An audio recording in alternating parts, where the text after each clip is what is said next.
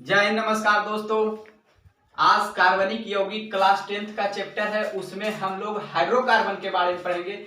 चाहते हैं कि एग्जाम से पहले आपका साइंस में जो भी इम्पोर्टेंट पॉइंट है 17 तारीख से पहले आपको समाप्त कर दें, जिससे कि आपको नंबर इंक्रीज करने में मदद मिलेगी। और मेरी उम्मीद है कि आप शिक्षा तक यूट्यूब चैनल से बने रहें और मैं गारंटी करता हूं कि आपका साइंस में अच्छे नंबर करके आएंगे। तो आज हाइड्रोकार्बन के बारे में पढ़ेंगे। हाइड्रोकार्बन दो प्रकार के होते हैं, क्या? एक संतृप्त हाइड्रोकार्बन, दूसरा असंतृप्त हाइड्रोकार्बन। संतृप्त हाइड्रोकार्बन के भी पार्ट हैं। संतृप्त हाइड्रोकार्बन में एक आता है जो कार्बन और कार्बन के बीच सिंगल बॉन्ड के द्वारा जुड़ा हो, मतलब एकल आबंध के द्वारा जुड़ा हो, उसको संतृप्त हाइड्रोकार्बन कहते हैं। असंतृप्त हाइड्रोकार्बन क्या? जो कार्बन और कार्बन परमाणु के बीच दो आबंध के द्वारा जुड़ा हो या दो से अधिक आबंध के द्वारा जुड़ा हो, उसको हम कहते हैं असंतृप्त हाइड्रोकार्बन। मतलब संतृप्त हाइड्रोकार्बन के अंतर्गत जो सिंगल बॉन्ड के द्वारा जुड़ा हो क्या कहलाता है? संतृप्त हाइड्रोकार्बन। डबल या ट्रिपल बॉन्ड के द्वारा जुड़ा हो वो क्या कहलाता है? असंतृप्त हाइड्रोकार्बन। संतृप्त हाइड्रोकार्बन में एल्केन आता है। संतृप्त हाइड्रोकार्बन का भी एक पार्ट है एल्केन। एल्केन का एनी पीछे क्या लगा रहता है? एनी। असंतृप्त हाइड्रोकार्बन में दो होता है, एक होता है एल्कीन और दूसरा होता है एल्काइन। अब ध्यान से समझेंगे। संतृप्त हाइड्रोकार्बन हाइड्रोकार्बन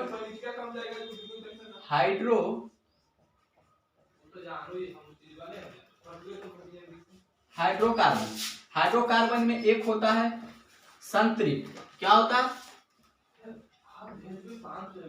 संतृप्त। और एक होता है असंतृप्त। असंतृप्त। संतृप्त जो कार्बन और कार्बन परमाणु के बीच सिंगल आबंध के द्वारा जुड़ा हो, सिंगल आबंध के द्वारा जुड़ा हो उसको संतृप्त कहते हैं। कार्बन और कार्बन परमाणु के बीच जो डबल आबंध या ट्रिपल आबंध के द्वारा जुड़ा हो उसको असंतृप्त हाइड्रोकार्बन कहते हैं। संतृप्त हाइड्रोकार्बन में एल्केन आता है। एल्केन इसके पीछे क्या लगा रहता है? एनी। क्या लगा रहता है? संतृप्त हाइड्रोकार्बन। और संतृप्त हाइड्रोकार्बन है तो एल्केन आता है। एल्केन जो होता है सिंगल आबंध के द्वारा जुड़ा होता है। असंतृप्त हाइड्रोकार्बन में दो भाग होते हैं, एक होता है एल्कीन, अल्क जोड़ ईएनई, एल्कीन होता है। दूसरा क्या होता है? एल्काइन, बाईएनई। एल्कीन जो होता है डबल आबंध के द्वारा जुड़ा होता है, एल्काइन जो होता है ट्रिपल आबंध के द्वारा। ध्यान से सुनिए कि हाइड्रोकार्बन के दो प्रकार हैं, एक संतृप्त दूसरा असंतृप्त। मतलब संतृप्त जो सिंगल आबंध के द्वारा जुड़ा हो, असंतृप्त जो डबल या ट्रिपल आबंध के द्वारा जुड़ा हो वो उसको असंतृप्त हाइड्रो। संतृप्त में एल्केन आ जाता है, असंतृप्त में क्या आता है? एल्कीन और एल्काइन। एल्कीन जो होता है डबल बॉन्ड के द्वारा, एल्काइन जो होता है ट्रिपल बॉन्ड के द्वारा जुड़ा होता है। अब ध्यान से सुनेंगे, आगे बढ़ेंगे। आप लोग चाहते हैं तो इसे स्क्रीनशॉट ले लें, अन्यथा वीडियो को पॉज करके आप देख सकते हैं। आगे पढ़ेंगे, ध्यान से देखिए।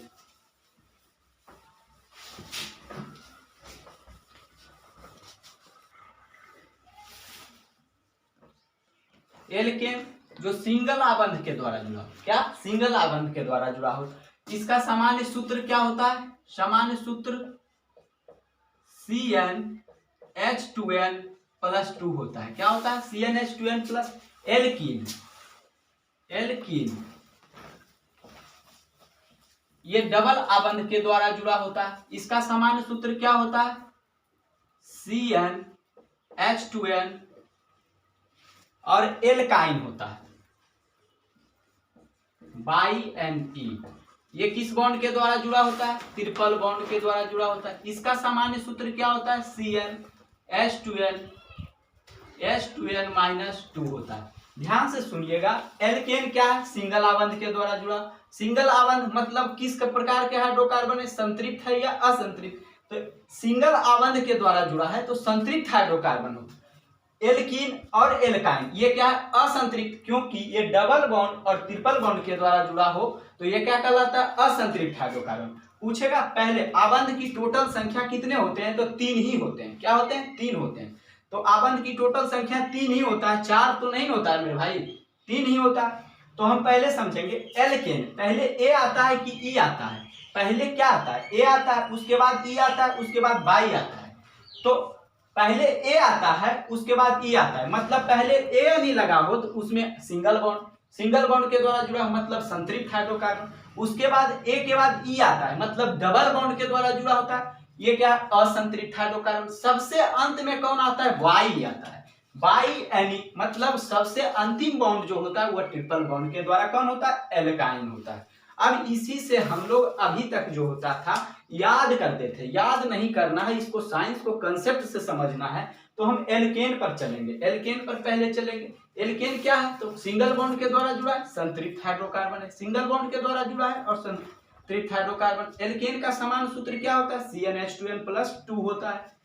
एल्कीन पर चलेंगे, अब इसकी संरचना एवं सूत्र का निर्माण कैसे करते हैं इसके बारे में जानेंगे।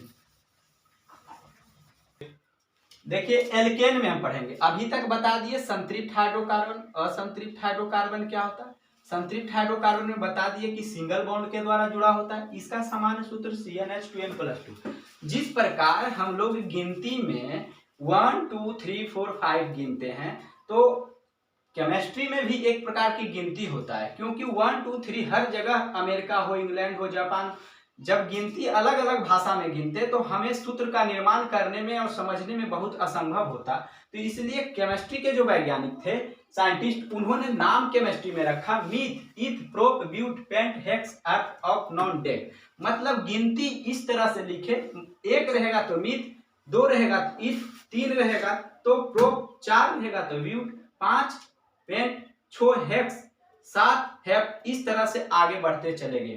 तो इसी पर हम सब समझेंगे। एल्केन का सामान्य सूत्र होता है, तो एल्केन, अब हम कार्बन एक मीथ लेंगे, एक कार्बन लेंगे, इसका मतलब क्या है, एक लेंगे कार्बन की संख्या, कार्बनिक यौगिक में एक कार्बन लेंगे तो मीथ हुआ, मीथ होता है। एक कार्बन लेंगे तो क्या हो गया, मीथ हुआ।